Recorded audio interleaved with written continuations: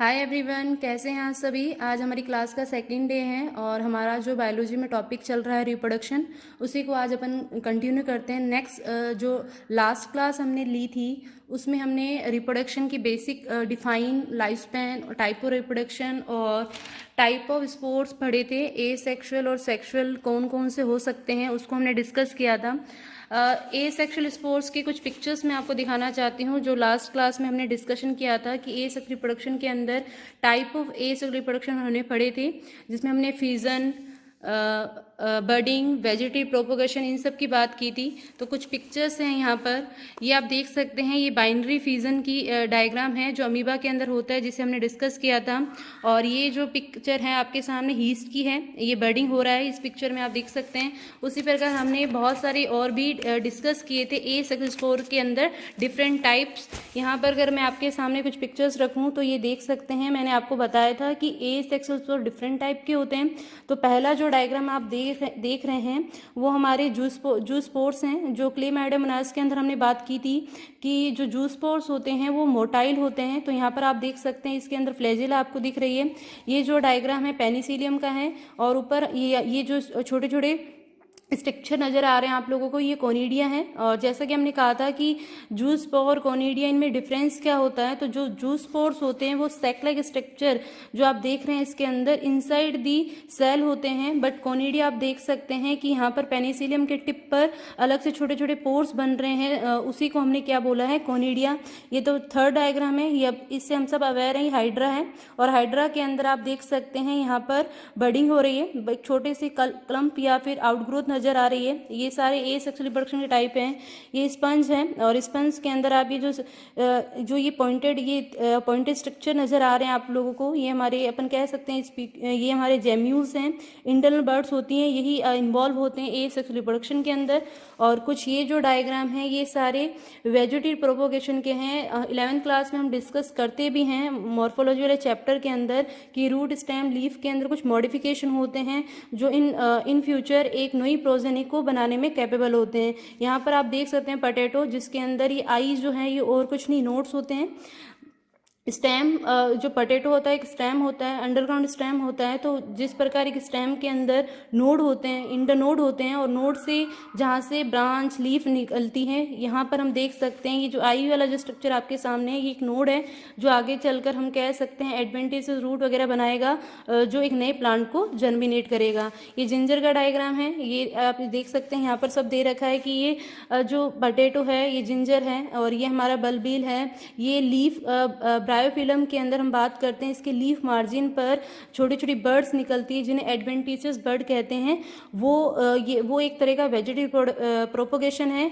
यहाँ पर ऑफसेट जो अपन देख रहे हैं जिसका एग्जांपल वाटर हाइसिंथ होता है, ये हमारे अपन कह सकते हैं स्टेम के मॉडिफिकेशन के अंदर आते हैं। तो स्टेम के मॉडिफिकेशन, रूट के मॉडिफिकेशन और हमारे लीफ के मॉडिफिकेशन जो भी हैं, जो एक प्लांट के पार्ट होते हैं जो इन्वॉल्व होते हैं एक नई प्लांट को बनाने के अंदर। तो यहाँ पर हम हो सके तो हम इन सब डायग्राम को देख लें और एटलीस्ट हम इन एग्जाम्पल को थोड़ा से माइंड के अंदर रखें।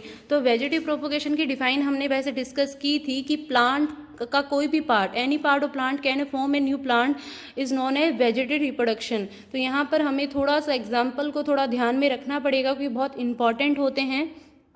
मेनली अगर आप हो सके तो स्टेम के मॉडिफिकेशन जो हम बात करते एरियल, सब एरियल, अंडरग्राउंड, तो इनके एग्जाम्पल, उनके टाइप्स, और प्लस अगर रूट और लीफ की अगर अपन बात करें उनकी इतनी डिटेल नहीं है, वो उतने ज़्यादा इंपॉर्टेंट नहीं होते जितना कि स्टेम के मॉडिफिकेशन वाले होते हैं जो वेजिटेटिव प्रोपोगेशन में इन्वॉल्व होते हैं। हमारे कोर्स का सबसे इम्पॉर्टेंट पार्ट ही यही है कि जो वेजिटेटिव रिप्रोडक्शन होता है वो क्या है, उसके क्या टाइप्स होते हैं। तो उसी को लेकर आज हमारा डिस्कशन रहेगा, टाइप्स ऑफ वेजिटेटिव प्रोपोगेशन, या फिर अगर हम बात करें कायिक प्रवर्धन या फिर कायिक जनन। ये एक तरह का ए सेक्सुअल रिप्रोडक्शन ही होता है क्योंकि इसमें भी कोई दो पेरेंट्स इन्वॉल्व नहीं होते हैं नेक्स्ट जनरेशन को बनाने के लिए। यहाँ पर कोई भी प्लांट का पार्ट इन्वॉल्व होता है नई प्रोजनी को डेवलप करने के लिए, न्यू प्लांटी या न्यू छोटे से प्लांट को डेवलप करने के लिए। यहाँ पर आप देख सकते हैं, मैंने एक छोटी सी अपन यहाँ पर एक डायग्राम फ्लो चार्ट के फॉर्म में बताया है कि जो वेजिटेटिव प्रोपोगेशन होते हैं वो दो टाइप के होते हैं, one is natural and second one is artificial. Natural का मतलब होता है जो अपने आप हो रहा है, जिस पर हम मैनमेड कुछ नहीं है, नेचर के अकॉर्डिंग एक प्लांट का पार्ट अपने आप डिटैच हो जाता है और फिर वो अपनी नेक्स्ट प्रोजनी बनाने में इन्वॉल्व होता है। इसके अंदर जितने भी हम बात करेंगे, वो जितने भी मॉडिफिकेशन की भी मैंने आपके सामने बात रखी, चाहे स्टेम के हों, चाहे वो रूट के हों, चाहे वो लीफ के हों, वो सारे मॉडिफिकेशन वाली पॉइंट इस नेचुरल वेजिटेटिव प्रोपोगेशन के अंदर आते हैं कि जब एक स्टेम, चाहे वो रूट हो, चाहे वो लीफ हो, हमें ये बात ध्यान में रखनी है कि हम जो भी फूड यूज़ में लेते हैं वो ज़रूरी नहीं होता वो सीड हो। हम प्लांट का कोई भी part as a food source की फॉर्म में यूज़ में ले सकते हैं, वो चाहे स्टेम हो, चाहे वो रूट हो, चाहे वो लीफ हो। तो यहाँ पर बस हमें यही ध्यान में रखना है कि हर बार हम हर प्लांट की सीड, फ्लावर, फ्रूट नहीं खाते हैं।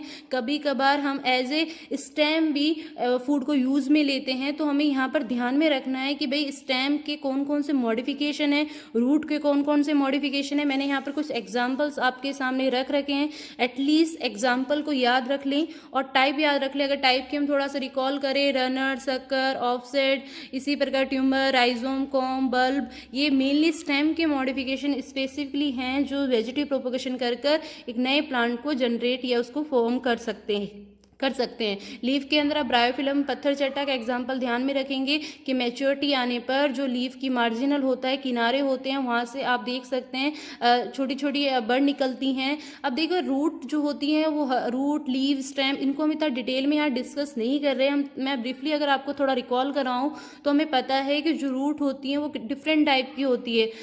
इसी प्रकार स्टेम के भी अलग अलग टाइप होते हैं। तो रूट में मेनली आपको जो ध्यान में रखना है कि भाई जब सीड के अंदर जो एम्ब्रियो होता है, जब उसकी वो जर्मिनेट हो रहा होता है तो अपर और लोअर साइड में आउटग्रोथ निकलती है। जो लोअर साइड में जो आउटग्रोथ निकलती है वो रेडिकल होती है, मूलांकुर होता है, वही आगे चलकर हमारी रूट बनाती है। स्पेशली हम ये कहते हैं कि अगर कोई अगर कोई रूट रेडिकल से बन रही है, इट्स मीन वो हम कह रहे हैं टैप रूट है। अदर देन रेडिकल हैं तो हम वहाँ पर बात करते हैं कि वो फाइब्रस भी हो सकती है, एडवेंटिशियस भी हो सकती है। तो बॉडी के, प्लांट की बॉडी के किसी पार्ट से एक्सेप्ट रेडिकल अगर कहीं से आपको रूट या नज़र आती हुई नज़र आ रही है तो वहाँ पर अपने एक वर्ड यूज़ करते हैं एडवेंटिशियस या फिर अपस्थानिक। तो हम कह सकते हैं कि इसी प्रकार यहाँ से एक्स्ट्रा ये एडवेंटिशियस पार्ट निकलते हैं जो आगे चलकर हमारी प्लांट के पार्ट बनाने में इन्वॉल्व होते हैं। हमारे लिए natural modification as purpose 12th class के पर्पस इंपॉर्टेंट नहीं है, 11th में बहुत अच्छे डिटेल से दे रखा है और वहाँ पर ही बहुत इंपॉर्टेंट रोल प्ले करता है।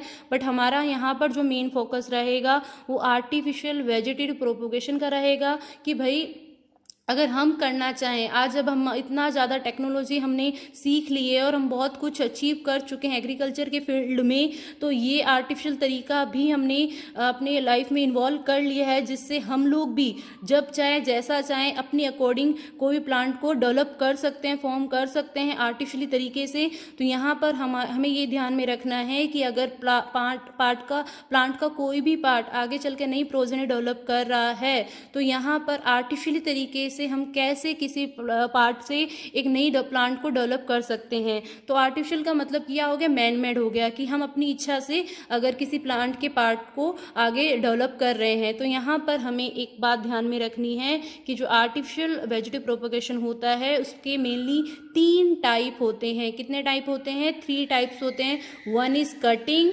Second is layering and third one is grafting. Grafting को आप थोड़ा सा बहुत डिटेल में याद रखेंगे और ये बहुत इंपॉर्टेंट भी रहता है। तो ग्राफ्टिंग को आप स्टार लगा के ध्यान में रखेंगे।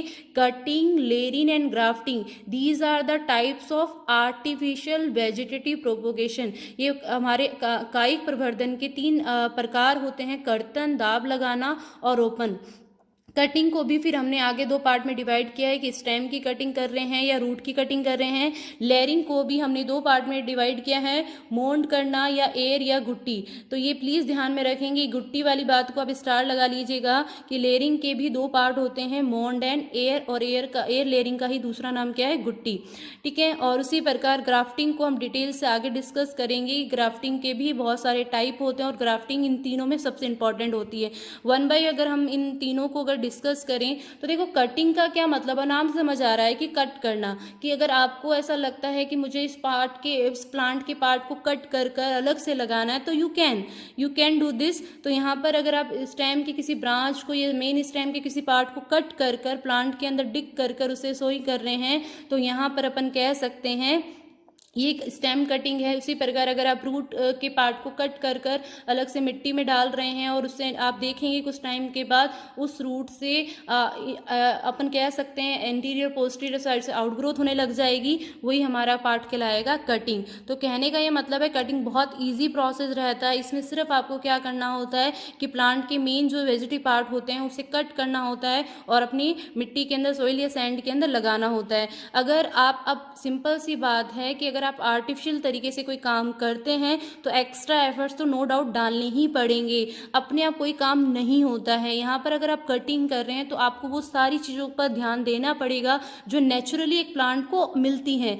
आप यहाँ पर जानबूझकर किसी प्लांट के स्टेम रूट को कट कर कर उस अलग तरीके से ग्रो करवा रहे हैं तो वो सारी नीड, वो सारी रिक्वायरमेंट आपको फुलफिल करनी पड़ेगी जो नेचुरली हो रही थी। अब रिक्वायरमेंट क्या होता है, देखो प्लांट की ग्रोथ सेम हमारे जैसी, आज हम अपनी ग्रोथ की जब बात करते हैं तो हम बहुत सारा न्यूट्रिशन लेते हैं, हम वाटर लेते हैं, हमें बहुत सारे मिनरल चाहिए होते हैं अपनी मेटाबॉलिज्म को एक्टिव रखने के लिए, हमारी एक्टिविटी को कंट्रोल करने के लिए, एनर्जी को ऑब्टेन करने के लिए। सेम कंडीशन भाई यहाँ पर प्लांट के लिए भी तो अप्लाई होगी कि कटिंग का जो प्रोसेस आप लोग आर्टिफिशियल तरीके से कर रहे हो तो यहाँ पर आपको ये ध्यान में रखना है कि जिस सैंड की आप अंदर आप ये स्टेम और रूट के पार्ट को कट करके लगा रहे हो उस सैंड की फर्टिलिटी को आपको देखना पड़ेगा, वहाँ पर मिनरल्स कैसे हैं, किसी चीज़ की कमी तो नहीं है, सेक्रासिटी तो नहीं है, आप उन सबको ध्यान में रखेंगे। स्पेशली प्लांट के अंदर प्लांट हार्मोन्स होते हैं तो आप चाहें तो अपने जो आपने पार्ट कट किया है जिसे आप लगाना चाहते हैं सैंड मिट्टी के अंदर,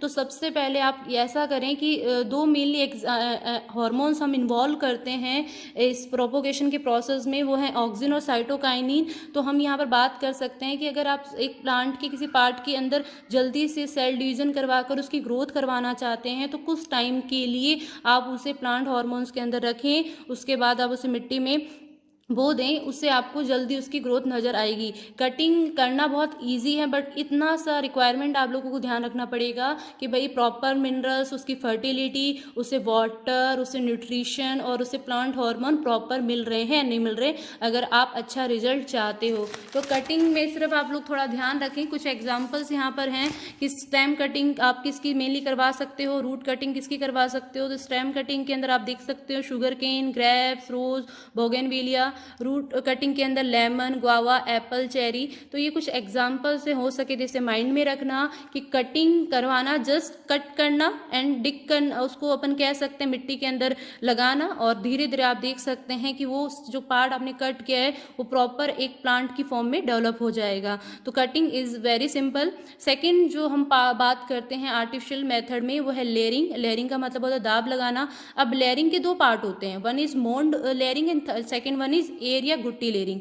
देखिए बहुत डिफरेंस बहुत छोटा सा है और अल्टीमेटली अपने माइंड में ये बात तो रखनी है आपको कि भाई आप अपनी इच्छा से कोई काम करवा रहे हो, आप आर्टिफिशियल तरीके से ये काम कर रहे हो तो करने के तरीके आप बहुत सारे कर लगा सकते हो। अल्टीमेटली रिजल्ट क्या आना चाहिए, जो आप चाहते हो वो आना चाहिए, प्लांट की ग्रोथ होनी चाहिए उसके किसी वेजिटेटिव पार्ट से। तो यहाँ पर अगर हम देखें मोंड और गुट्टी को मैं एक साथ पैरेलल लेकर चल रही हूँ। देखो फ़र्क क्या है, अगर आप एक स्टेम के अंदर कटिंग वाला प्रोसेस नहीं कर रहे और आपको दूसरा प्रोसेस को इन्वॉल्व करना है और उसमें अपन बात कर रहे हैं लेयरिंग की। इसमें होता क्या है, मोल्ड लेयरिंग में देखो सबसे पहले मोल्ड लेयरिंग की बात करते हैं। इसमें होता क्या है, एक स्टेम जब मैच्योर हो जाता है तो आप सबको पता है कि स्टेम की जो नोड होती हैं वो नोड से हम कहते हैं ब्रांचेस, लीफ, फ्लावर सब निकलते हैं।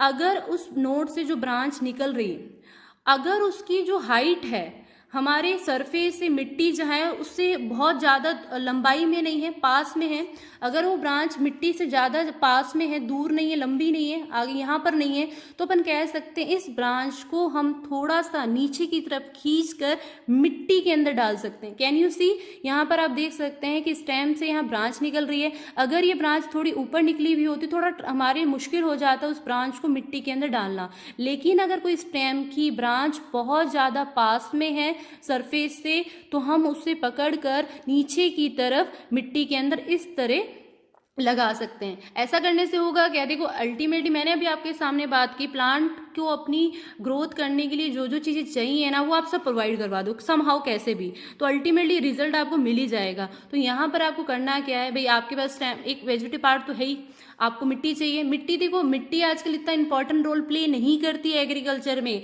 मैं आपको बता दूं, क्योंकि मिट्टी के अंदर जो मिनरल्स होते हैं ना वो बहुत इंपॉर्टेंट रोल प्ले करते हैं प्लांट के ग्रोथ के लिए। तो अगर आप उसके अंदर हम बात करें, जब वेजिटेटिव पार्ट हमें मिल चुका है, हमने उसे न्यूट्रिशन भी दे दिया है, हम उसे पानी भी दे रहे हैं, तो जो जो बेसिक, और गैस उसे एनवायरनमेंट से मिल ही रही है, जो जो बेसिक नीड है, जो जो रो मटेरियल्स हैं जो उसकी ग्रोथ के लिए रेस्पॉन्सिबल है, वो सब आप प्रोवाइड करवा दो। और ये तो हमें पता है ये प्लांट बहुत ईजिली वेजिटेटिव रिप्रोडक्शन कर ही सकता है। तो जैसे ही हमने ऐसा किया तो कुछ टाइम के बाद आपने क्या देखा, जैसी ग्रोथ यहाँ पर स्टेम के अंदर लीफ वगैरह बन रहे थे, सेम टू सेम यहाँ पर जो पार्ट आपने मिट्टी के अंदर दबाया था, प्रेस किया था, वहां से अपन कह रहे हैं एडवेंटिसेस रूट निकल रही हैं, ऊपर की तरफ लीफ निकल रही हैं, और धीरे धीरे ये प्लांट बन रहा है। और जैसे ही प्लांट मैच्योर हो जाता है, ये भी वही एक्टिविटी करता है जैसे इसके पेरेंटल पार्ट ने या पेरेंटल प्लांट ने की थी।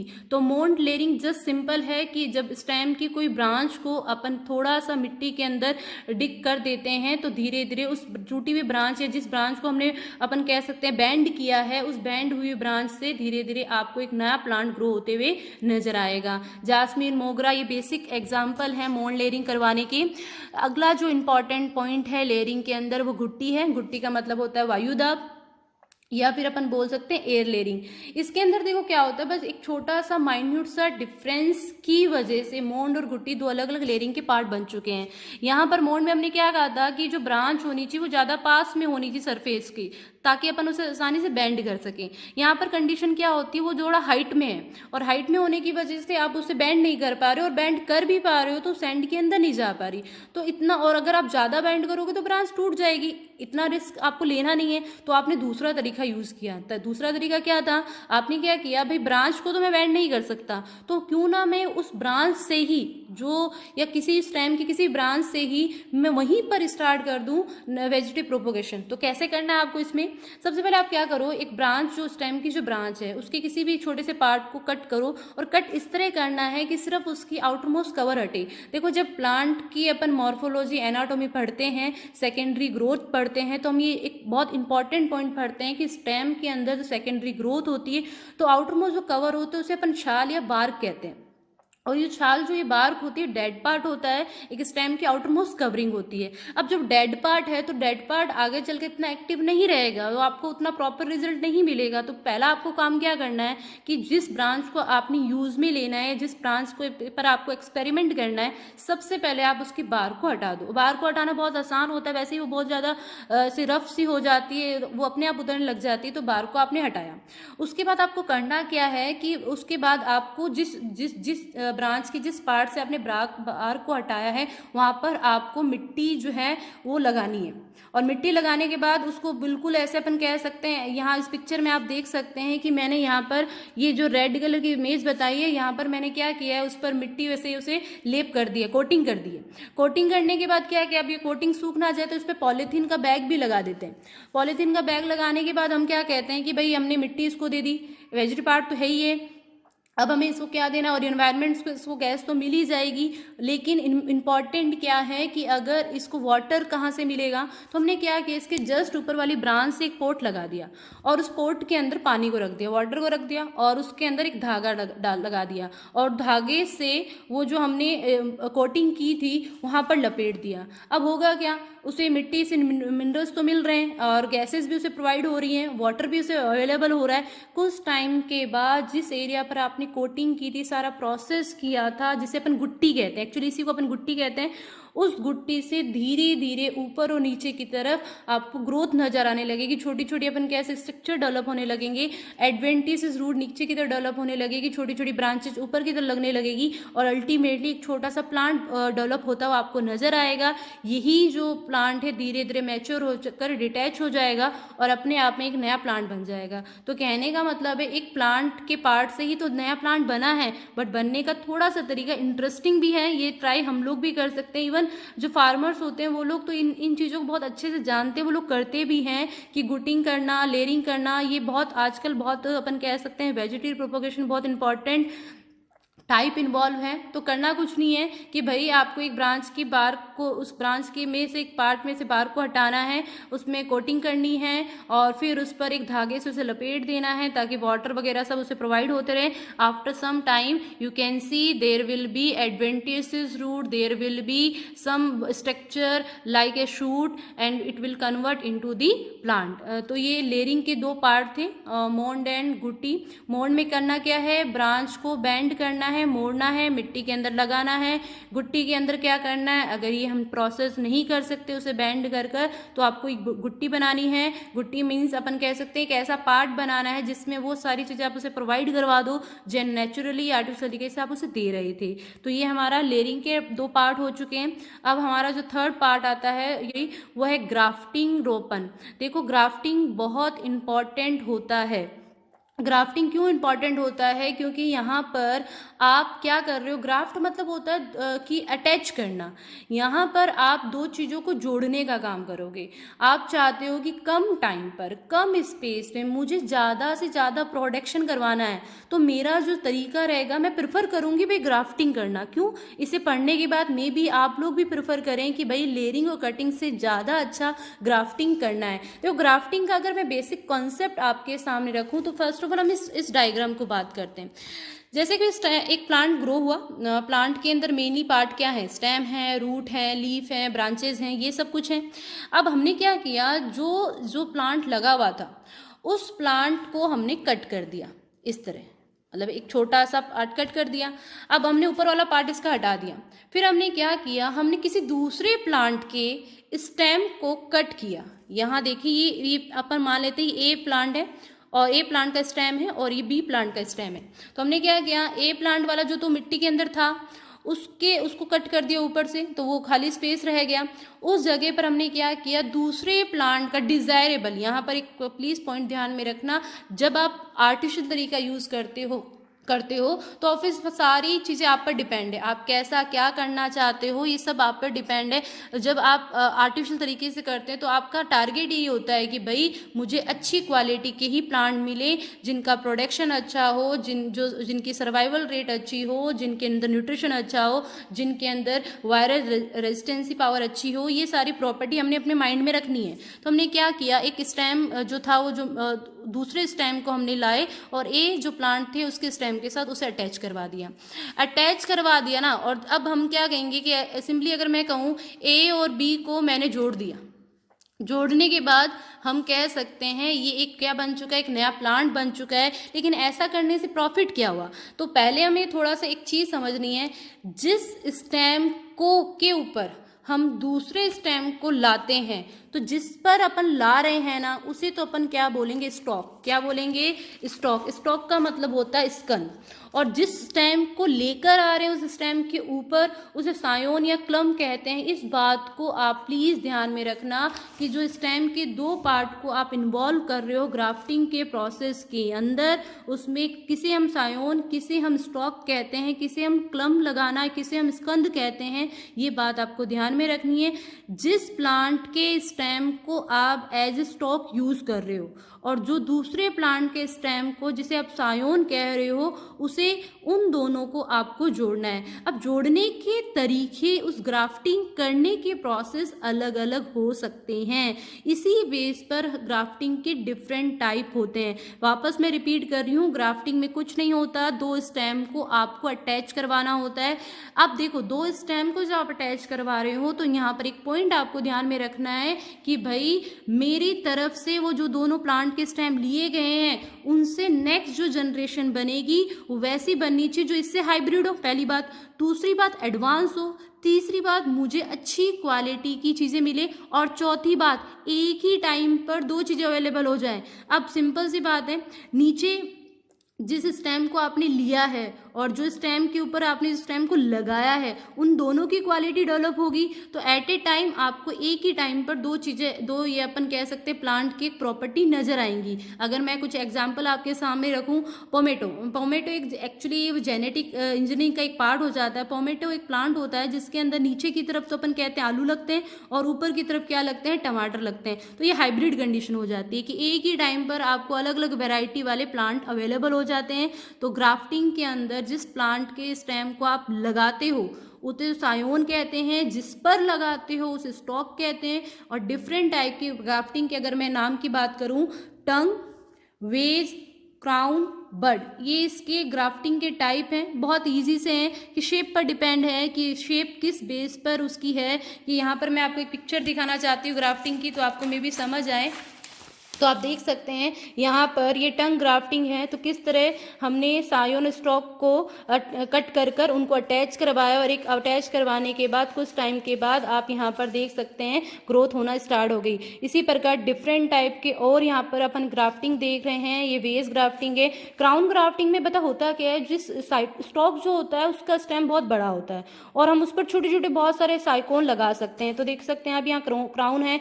और बर्ड वाली ग्राफ्टिंग के अंदर क्या होता है कि साइड में आप सायोन लगाते हो। तो इस वजह से, और बर्ड का मतलब ही होता है कि ग्राफ्टिंग जो करनी है आपको वो एज ए आउटग्रोथ करनी है। तो ग्राफ्टिंग के जो टाइप हैं वो ये डिफरेंट टाइप के हैं, tongue grafting, wedge grafting, crown grafting और बर्ड ग्राफ्टिंग। इनमें डिफरेंस बस इनकी शेप का होता है, कटिंग करने के तरीके का होता है कि हम इस तरह कट करें कि दोनों स्टेम के पार्ट एक दूसरे से अटैच हो जाएं, फिक्स हो जाएं। देखो फिक्स नहीं होंगे जब तक वो आपस में, फिर फिक्स नहीं होंगे तो वो प्रॉपर डेवलपमेंट नहीं हो पाएगा। तो यहाँ पर फिक्सिंग करना बहुत ज़रूरी है और फिक्सिंग तभी पॉसिबल हो पाएगी जब हम स्टॉक और सायोन को सही ढंग से कट करें।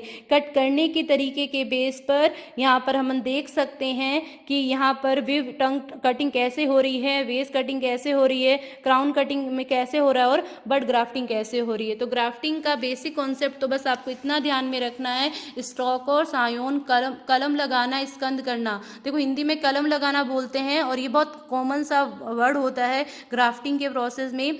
अब यहाँ पर देखो एक और चीज़ मैं अभी मैंने आपके सामने कही थी कि जब आप आर्टिफिशियल ये वेजिटेटिव प्रोपगेशन करते हैं ना, तो आप अपने तरीके से उसे बहुत जल्दी ग्रोथ करवा सकते हो। ग्रोथ करवाने के लिए जो इंपॉर्टेंट रोल प्ले होता है वो प्लांट हार्मोन्स का होता है। तो आप जिस स्टेम जिसे अपन सायोन कह रहे हैं उसको लगाने से पहले, स्टोक पर लगाने से पहले कुछ टाइम तक अपन कह सकते हैं प्लांट हार्मोन के अंदर उसे रख सकते हैं ताकि वो अच्छी क्वालिटी का बन जाए। अच्छी क्वालिटी डेवलप करना एक्चुअल वेजिटेटिव प्रोपगेशन का एम होता है अल्टीमेटली। देखो सेक्सुअल ऑप्शन है, प्लांट्स के अंदर भी सेक्सुअल रिप्रोडक्शन पॉसिबल है, लेकिन सेक्सुअल से ज़्यादा प्रेफर किया जाता है वेजिटेटिव प्रोपगेशन, एसेक्सुअल रिप्रोडक्शन। क्योंकि देखो जब हमारे ऊपर सारी चीज़ें आ जाती है तो हम अच्छी क्वालिटी को डेवलप कर सकते हैं, बट नेचुरल का अपना ही मज़ा होता है। तो ये ग्राफ्टिंग थी। तो हमने भी डिस्कस किया कि वेजिटेटिव जो कि आर्टिफिशियल के 3 टाइप हैं और 3 टाइप के अंदर हमने बात की है कटिंग की, लेयरिंग की और ग्राफ्टिंग की। तो प्लीज़ ग्राफ्टिंग को थोड़ा सा माइंड में रखेंगे। ग्राफ्टिंग की अगर मैं कुछ एग्जांपल की बात करूं तो यहाँ पर देख सकते हैं रोज़, मैंगो, गुआवा, एप्पल, लेमन, ये ग्राफ्टिंग के कुछ एग्जाम्पल हैं। तो एग्जाम्पल को थोड़ा सा अपने माइंड में रखेंगे और डायग्राम को फिक्स करेंगे अपने माइंड में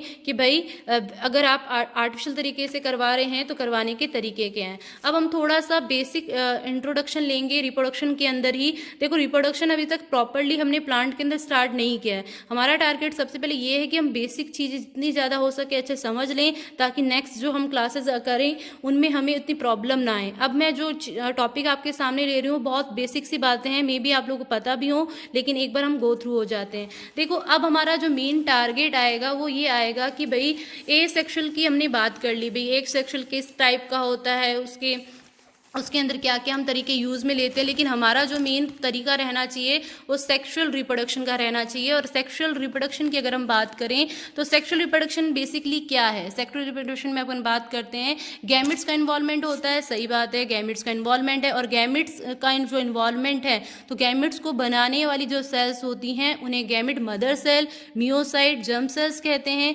मेल फीमेल में की जर्म सेल्स के अंदर मियोसिस होता है, गैमिट्स बनते हैं, उनमें सिन गैमी फर्टिलाइजेशन होता है, आफ्टर द जाइगोट बनता है जो 2n कंडीशन का होता है। एक सिंपल सा सेक्सुअल रिप्रोडक्शन के ये जो मैं पेज आपके सामने मैं दिखा रही हूँ, इसमें सिर्फ बेसिक सी बातें हैं कि हम लोग आगे जो पढ़ने वाले उससे पहले हम इन सब बातों से अवेयर हो जाएं। सेक्सुअल रिप्रोडक्शन इसे बेसिकली हम इसे कहते हैं कि ये इस तरह गैमेट्स आपस में फ्यूजन करते हैं और जाइगोट बनाते हैं।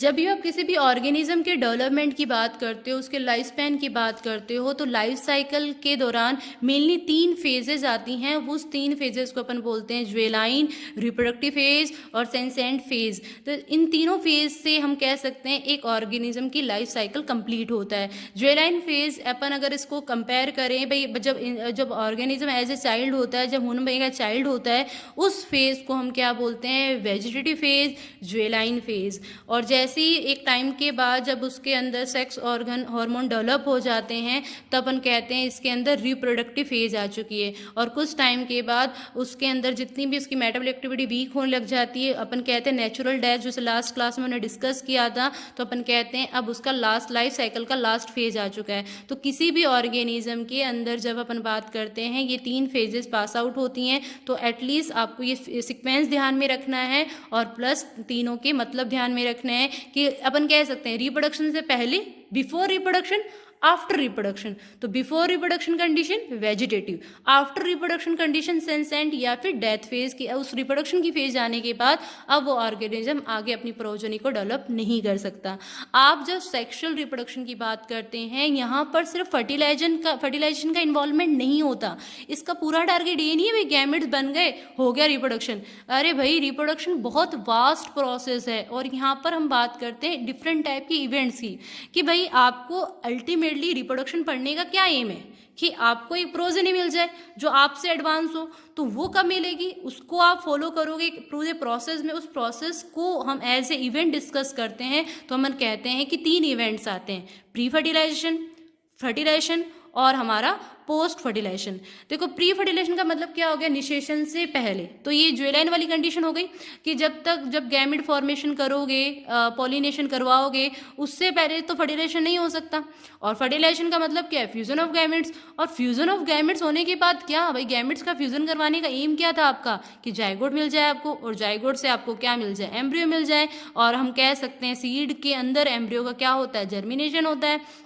इस प्रकार हम कहते हैं कि जब भी आप सेक्सुअल रिप्रोडक्शन की बात करेंगे तो सेक्सुअल रिप्रोडक्शन की 3 फेजेस आती हैं, 3 इवेंट्स आते हैं। हर इवेंट्स को हम डिटेल में नेक्स्ट क्लास में अच्छे से डिस्कस करेंगे, लेकिन आपको अपने माइंड में प्लीज़ ये बात रखनी है कि जो इवेंट्स होते हैं, हर इवेंट्स के अंदर कौन कौन से प्रोसेस इन्वॉल्व हैं। प्री फर्टिलाइजेशन के अंदर गैमेट का फॉर्मेशन करवाना है आपको, परागण या पोलिनेशन करवाना है, फर्टिलाइजेशन क्योंकि हमारा जो मेन कॉन्सेप्ट पहले रहेगा वो प्लांट का रहेगा, तो हम प्लांट के लिए बात बोल रहे हैं। अगर पॉलिनेशन, अगर ह्यूमन की इनकी बात करेंगे तो वहाँ पॉलिनेशन वर्ड यूज़ नहीं करेंगे, हम वहाँ पर गैमेट का ट्रांसफर वर्ड यूज़ करेंगे। और फर्टिलाइजेशन का मतलब सिनगैमी हो गया, और पोस्ट फर्टिलाइजेशन का मतलब हो गया नई प्रोजेनी का डेवलपमेंट करना। अब उसके बाद कुछ बेसिक की पॉइंट्स हैं, मे बी आप लोग अवेयर हों, लेकिन ये बहुत इंपॉर्टेंट होते हैं और बहुत कंफ्यूजिंग होते हैं।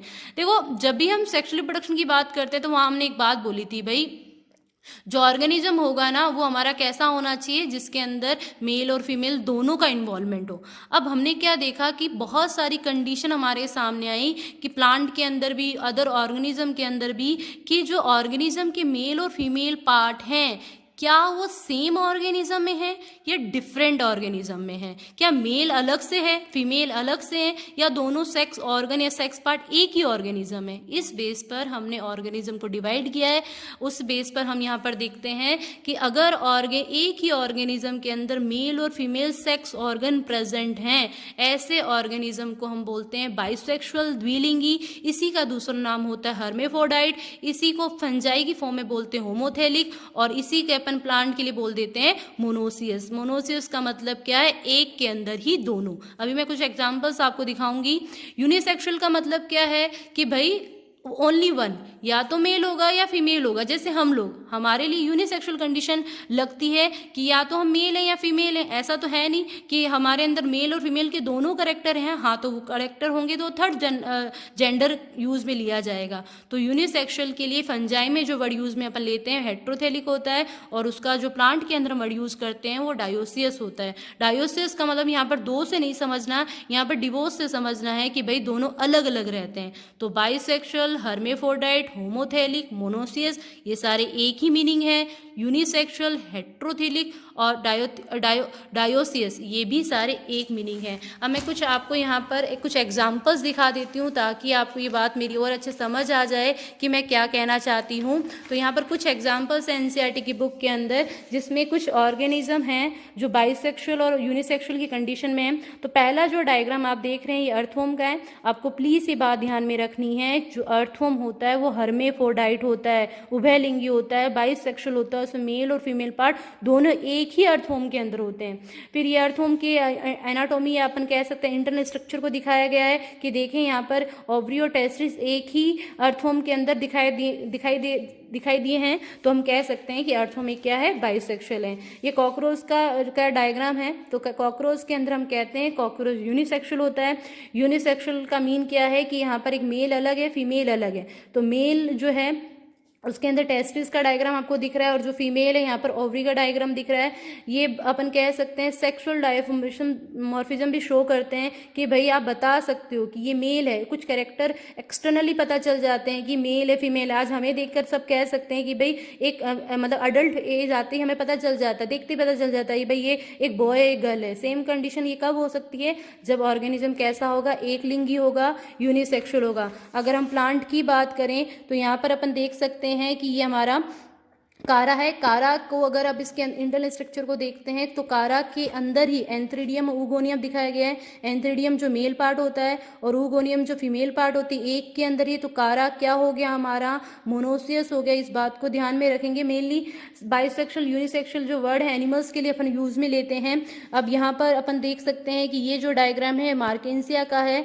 ये ब्रायोफाइटा के अंदर हम देख सकते हैं मेल और फीमेल अलग से दिखाई गई है। आर्किगोनिया जो हमारे आते हैं हमारी फीमेल के अंदर आती है, और जो एंथ्रीडियो आते हैं वो हमारे एंथ्रीडियम जो आते हैं हमारे मेल के अंदर आते हैं। तो ये क्या हो गए, डायोसियस हो गए। अब यहाँ पर अपन देखते हैं स्वीट पोटैटो। तो स्वीट पोटैटो के अंदर हमने देखा कि स्टेम और कार्पल ये मेल है, ये फीमेल है। तो मेल और फीमेल के पार्ट एक ही फ्लावर के अंदर है, एक ही पार्ट के अंदर है, ऑर्गेनिज्म के अंदर है। तो हम इसको क्या बोलेंगे कि क्या हो गया, बाइसेक्सुअल हो गया, मोनोसियस हो गया। मैं वापस रिपीट कर रही हूँ कि जो बाइसेक्सुअल होते हैं वो हर्मेफ्रोडाइट होते हैं, वही मोनोसियस होते हैं, और जो यूनिसेक्सुअल होते हैं वो डायोसियस होते हैं। प्लांट के अंदर हम जो यूज वर्ड लेते हैं मोनोसियस डायोसियस को लेते हैं। ये एनसीईआरटी के कुछ एग्जांपल्स हैं जो प्लीज़ आप अपने माइंड में रखें, कंपल्सरी हैं। उसके बाद हम छोटा सा एक पॉइंट लिख लेते हैं, पार्थेनोजेनेसिस। ये मैं आपको ये सिर्फ ब्रीफ में अभी इंट्रोडक्शन दे रही हूँ ताकि आपको इन वर्ड से विजुअल हो जाए कि ये मतलब क्या है। देखो हर बार हम कह रहे हैं कि रिप्रोडक्शन होने के तरीके बेसिकली क्या है, सेक्सुअल या फिर एसेक्सुअल। यहाँ पर अपन कह रहे हैं कि भाई नई प्रोजेनी बन रही है लेकिन विदाउट फर्टिलाइजेशन, वो सारी चीज़ें फॉलो कर रहा है जैसा वो सेक्सुअल रिप्रोडक्शन में फॉलो करता है। तो यहाँ पर एक नई चीज़ हमारे सामने आई कि भाई मेल और फीमेल ऑर्गन्स बन रहे हैं, सब कुछ है, मेल अलग से है, फीमेल अलग से है, सेम है, फिर भी उनके अंदर फर्टिलाइजेशन नहीं हो रहा। बिना फर्टिलाइजेशन के भी एक जो ऑर्गेनिज्म है वो अपनी नेक्स्ट जनरेशन है नए ऑर्गेनिज्म को डेवलप कर पा रहा है। अगर ऐसा कोई तरीका आपके सामने आता है, इट्स मीन वो क्या है, अनिषेक जनन या पार्थेनोजेनेसिस। एक सिंपल से डिफाइन है, formation of new organism without fertilisation. तो यहाँ पर बिना फर्टिलाइजेशन हुए ही अगर एक फीमेल बिना मेल के कांटेक्ट में आई, अपने आप में ही इतनी एक्टिव हो जाए, अपनी सेल को इतना एक्टिव कर दे कि वो नेक्स्ट आगे चलकर एक नई प्रोजेनी को डेवलप कर दे, इस प्रोसेस को हम क्या बोलेंगे, पार्थेनोजेनेसिस। को एग्जाम्पल में सबसे इंपॉर्टेंट एग्जाम्पल आपको नेचुरल पार्थेनोजेनेसिस का याद रखना है, वो हमारी हनी बी है। हनी बी के अंदर हम पार्थेनोजेनेसिस को नेचुरली देख सकते हैं। तो पार्थेनोजेनेसिस का मतलब क्या हो गया, जब फर्टिलाइजेशन नहीं हो रहा और बिना फर्टिलाइजेशन के ही प्रोजेनी क्या हो रही है, डेवलप हो रही है। इसको हम डिटेल में आगे हमारे प्लांट से या इसमें जो भी हमारे कोर्स में रहेगा उसको अच्छे से डिस्कस करेंगे। उसके बाद बेसिक सा दो और वर्ड हमारे सामने हैं, ओविपेरस और विविपेरस। देखो, जब हम ऑर्गेनिज्म के अंदर बात करते हैं ना, तो तरीके फिर अलग अलग ये भी हो जाते हैं कि जो प्रोजेनी डेवलप हो रही है वो किस तरीके से हो रही है। अगर कोई ऑर्गेनिज्म फर्टिलाइजेशन होने के बाद अपनी प्रोजेनी को एग के अंदर रखकर डेवलप कर रहा है या एग लेइंग कर रहा है, मतलब अपन कह सकते हैं उसकी प्रोजेनी डायरेक्ट ना निकल कर एग के अंदर है और वो एग लेइंग कर रहा है, तो ऐसे ऑर्गेनिज्म को अपन बोलते हैं अंडज या ओवीपेरस। और अपन बात करें जैसे रेप्टाइल्स हो गए, बर्ड्स हो गए, फ्रॉग हो गए, इनके अंदर हम क्या देखते हैं कि डायरेक्ट प्रोजेनी बाहर नहीं निकलती है। आफ्टर अपन कह सकते हैं मतलब फर्टिलाइजेशन होने के बाद, गेस्टेशन पीरियड कंप्लीट होने के बाद जब उसका टाइम आता है प्रोजेनी को डिलीवर करने का, तो डिलीवरी करने के तरीके दो हैं। अगर वो एग की फॉर्म में कर रहा है तो ओवीपेरस, और अगर वो यंग वंस को डेवलप कर रहा है या गिव बर्थ टू यंग अगर अपन कह सकते हैं, तो वहाँ पर अपन बात करेंगे विविपेरस की, जरायूज की, जिसके अंदर हम लोग आते हैं। बेसिकली मैमल्स जो हैं वो इसी कैटेगरी के अंदर आता है कि मैमल्स के अंदर हम बात करते हैं विविपेरस की, क्योंकि वो क्या करते हैं, एग लेइंग नहीं करते, डायरेक्ट यंग वंस को देते हैं। इसी से रिलेटेड हम नेक्स्ट क्लास में डिफरेंट टाइप की फर्टिलाइजेशन को लेकर बात करेंगे। ये छोटा सा एक्स्ट्रा पॉइंट की फॉर्म में आपको अपने माइंड में रखना है, क्योंकि हमारा आगे का जो टॉपिक रहेगा उसके अंदर ये सारे वर्ड, ये सारे मतलब आपके लिए बहुत इंपॉर्टेंट रहेंगे। तो प्लीज़ आप इस बात को ध्यान में रखें कि सेक्सुअल रिप्रोडक्शन के अंदर क्या क्या चीज़ें हैं। आज अपनी क्लास को यहीं वाइंड अप करते हैं। So thank you so much, और प्लीज़ आप लोग अपना ध्यान रखें और ऑलवेज बी पॉजिटिव, ये प्लीज़ ध्यान में रखें, हमेशा अपने आप को पॉजिटिव रखें। यही सबसे अच्छा मंत्र है लाइफ में सक्सेस होने का। Thank you.